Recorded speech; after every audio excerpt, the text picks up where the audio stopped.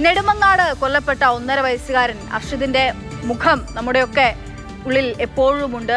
ഇരുകൈകളിലും പ്ലാസ്റ്ററും ഇട്ടുകൊണ്ടിരിക്കുന്ന കുഞ്ഞിന്റെ കാഴ്ച അത് നമ്മുടെ മനസ്സിൽ എക്കാലത്തെയും എന്നൊരു വിങ്ങലായി തന്നെ ഉള്ളിലുണ്ടാകും. ഇന്ന് പുറത്തു വന്നൊരു ഓഡിയോ സന്ദേശം ഏറെ ആശങ്കയുണ്ടാക്കുന്നതാണ്. എത്രമാത്രം നീതികേട് ആ കുഞ്ഞ് അനുഭവിച്ച ഏതൊക്കെ ഭാഗങ്ങളിൽ നിന്നും ഉണ്ടായി.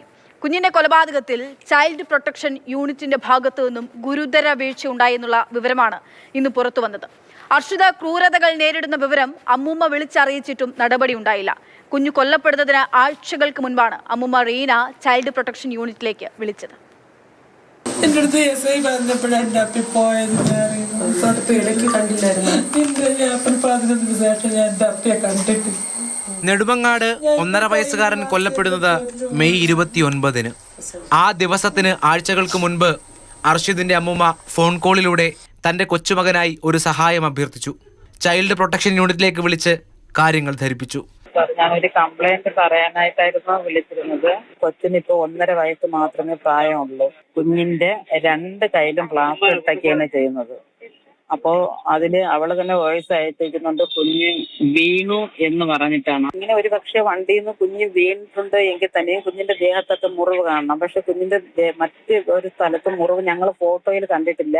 റീനയുടെ അവസാന പ്രതീക്ഷയും നഷ്ടമാകുന്നത് ചൈൽഡ് പ്രൊട്ടക്ഷൻ യൂണിറ്റിൽ നിന്ന് ലഭിച്ച പ്രതികരണത്തിലൂടെയാണ്. നിസ്സംഗതയോടെ ഉദ്യോഗസ്ഥൻ പറഞ്ഞ മറുപടിയിലാണ്.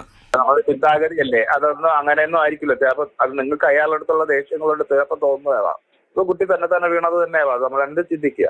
പരാതി ഉന്നയിച്ച ശേഷം വിഷയത്തിൽ അന്വേഷണം നടത്തിയോ എന്ന് വ്യക്തമാക്കേണ്ടത് ചൈൽഡ് പ്രൊട്ടക്ഷൻ യൂണിറ്റാണ്. എന്നാൽ നീതി നിഷേധിക്കപ്പെട്ടു എന്നാണ് റീന പറയുന്നത്.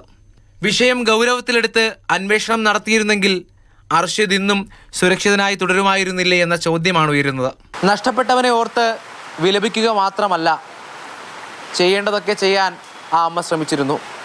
നിസ്സംഗത കാട്ടിയത് സംവിധാനങ്ങളാണ്. യഥാർത്ഥത്തിൽ ആരാണ് തുണ എന്ന വലിയ ചോദ്യമാണ് റീന എന്ന അമ്മുമ്മ ബാക്കി വയ്ക്കുന്നത്. Rahul G Nath, Mathrubhumi news, Thiruvananthapuram.